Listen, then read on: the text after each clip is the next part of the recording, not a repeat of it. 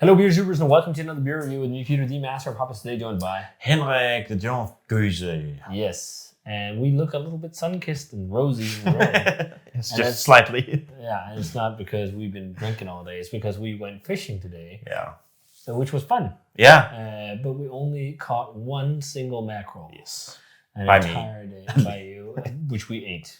And it was good. As a snack because there was not enough meat. No. But it was really nice. And then the thing is, like, when we left, the people there, they were just starting to catch. Like, one guy just caught 2 in a row, and then another guy. Just how it is. Some people that just showed up, they got like a bucket with 5 mackerels. But the problem is, all the conditions for catching them today was a bit off. Yeah. And there was some seals that was also eating them. So, because it's mackerel season right now, where you can actually catch a lot. Someone told us that a guy the day before caught like 23 or something like that in an hour. It's like, damn. Because it's a really good eating fish. Yeah, like it's perfect. It tastes great grilled, for example, or pan fried, or you can also smoke it. A lot of people do that here. Yeah, cold smoke it. I think that's maybe the more common way to get mackerel, isn't it? Yeah. But I think pan frying it is amazing. Yeah, I think it's the best. Maybe I really like in general. I love fish when it's like pan fried and grilled and stuff like that. More so than when it's smoked. Yeah, actually. Yeah. Although I love smoked like other meats, smoked fish, I'm not the biggest fan of always. Yeah. It can be really nice, but it also sometimes amplifies the fishiness of it. Yeah. Whereas I think you get a more pure flavor when you just like cook it.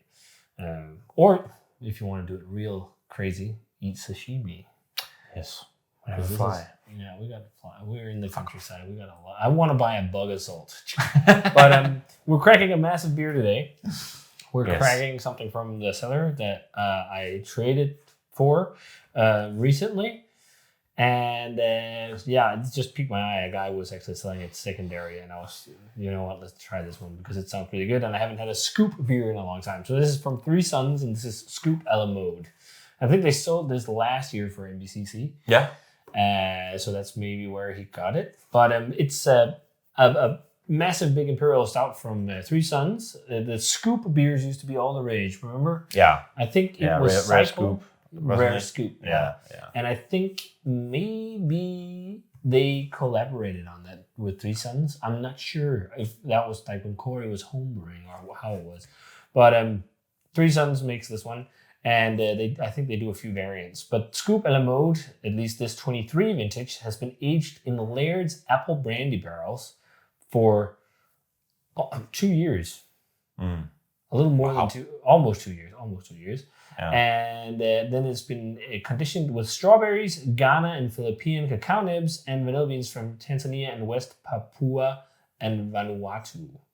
So a lot of different vanilla beans. That sounds pretty dope. Big pastry stout. It was pure nostalgia. That's the reason why I wanted to try to see if it actually tastes like Neapolitan ice cream, or as we say in Denmark, tricolor.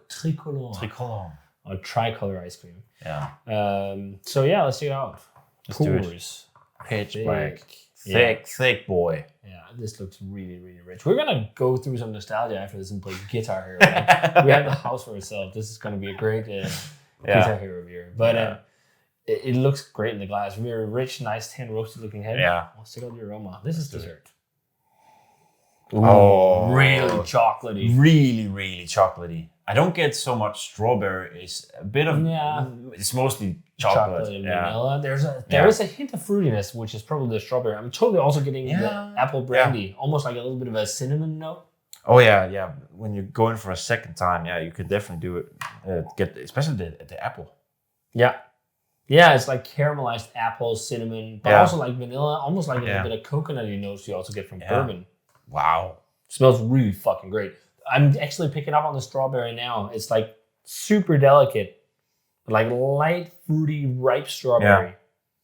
But it's most like massive, rich chocolatey and vanilla notes. And the chocolate is like, it's rich and dark chocolate, but there's also a little bit of like a dark milk chocolate. Yeah.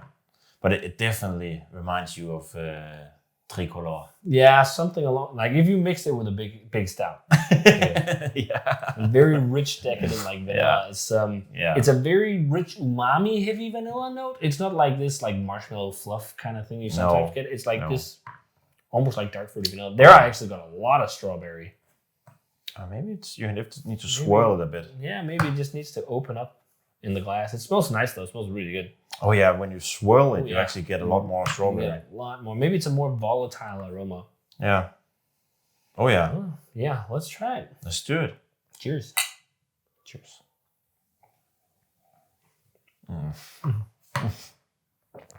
Holy shit, that's dessert. Oh, that is wow. Rich and sweet. That is pastry. Holy shit, that is pastry town galore. Yeah. Holy fuck. I remember people sometimes say, yeah, Three Sons beers can be a little sweet. This is fucking sweet. This is like drinking dessert. Yeah. Like, holy shit, I think this is borderline too sweet. Yeah. Yeah, you do kind of miss a bit of like some roasty or some umami or something like that. Second sip is a bit more palatable, I think. Yeah. The strawberry is fairly clear, but it's not like explosive strawberry flavor. I think it's because it's strawberries. Strawberries are actually mild in flavor, you know. But I think the biggest thing for me is like really rich chocolate flavor. There's so much fucking chocolate. It's like a chocolate bomb. And then there is that thread of the apple brandy and some dryness from the barrel, almost like that cinnamon touch. Brown sugar, actually, as well. Yeah.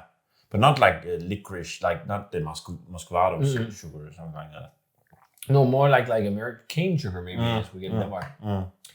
American brown sugar is not the same as Danish brown sugar. Danish brown sugar is like really rich and dark, and it has a little bit of that like almost licoricey vibe.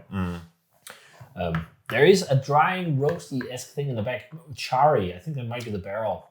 Yeah, there is some cherry in the aftertaste. Like a slight, maybe not roasty, but burnt-ish. No, but the apple brandy is fucking lovely in this. It's nice because it's it's not like spirity boozy, but it has some warmth to it, like to cut a little bit of the sweetness because it's a pretty massively sweet beer. But vanilla is also really clear.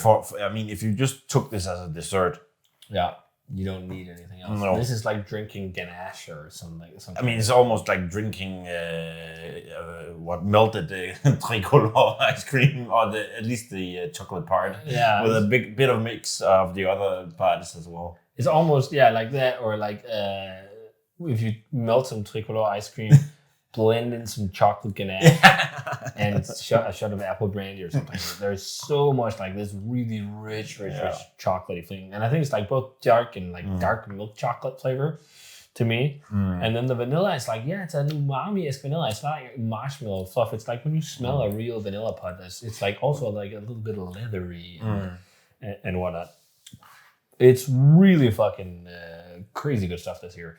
It's but I think the main thing for me is like I think it's a little too sweet. Yeah. Like when Anchorage does these beers that are so fucking rich, they're never too sweet. And I wonder if it's because of roasted malt and bitterness or what it is. Because this is like full on pastry. Yeah. And if you are a lover of pastry stouts, you're just gonna go nuts. I mean, then this is the best example I have of. I mean, if I think pastry stouts, that's it. And it's funny, I got a little bit of a Moncherie cherry type chocolate vibe. Yeah. It's also, there's something in here with the vanilla and strawberry that reminds me a little bit of, do you know these yogurt strawberry chocolate bars you can get in Aldi? They call them yogurt something. It's like chocolate yogurt strawberry flavored. Yeah, I think I've tried it. They come in these really kitsch 80s packages. Yeah. There's something that reminds me of that, like strawberries, milk, yogurt, whatever it is they call it. But I mean, I think it's like probably world-class pastry. Yeah, it's world-class. I mean, for if you're really into pastry stouts that are really like decadent and sweet and add all that, then this is it. Yeah, but the more I sip on it, the more I'm thinking, it's not too sweet for me. But it shouldn't be sweeter than this. Like, definitely not. Definitely not. We're treading on like thin ice with sweetness here. But I would say it's also world class, like you. Like maybe just like straight 95. Yeah, it's fucking awesome. If you love beers where you want the adjuncts to shine with a lot of barrel, like this is it. The only caveat for this that could maybe jump down to 94 is sipping on it. If I had even more, if I was sitting on my own, like I don't think I could finish a bottle on my own. No. So it's definitely like impression beer, sharing beer. But I really don't hope hype beer is gonna go so far that they're gonna get like sweeter than this. Like, no, I mean it should definitely not be sweeter than this. This is, as you say, Just on borderline. It's like it's interesting how beer is getting so sweet. I think it's I really don't like. At one point, like things are also just going to be too much.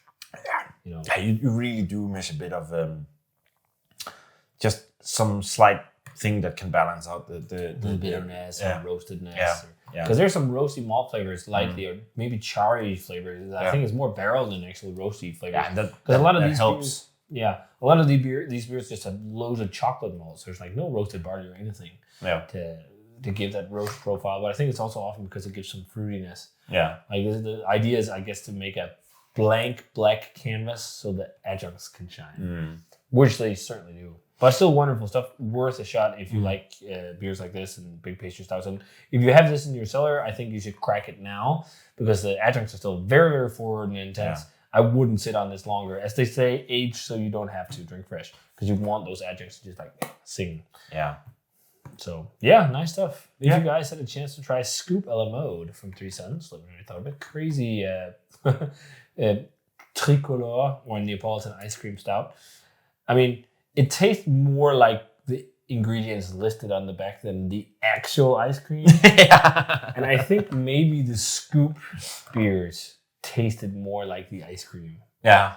Because I think the original Scoop beers, they put in like freeze-dried astronaut Neapolitan ice cream or something stupid like that. I think it was something like that. But yeah, lovely stuff. So if you guys had this one, let us know what you thought of it. As always, remember to comment, subscribe to the Facebook fan page and Twitter and Instagram. Give this video a thumbs up good and ring the bell for future notifications about videos. And we're going to say cheers and some massive beers. And see you guys in another beer review.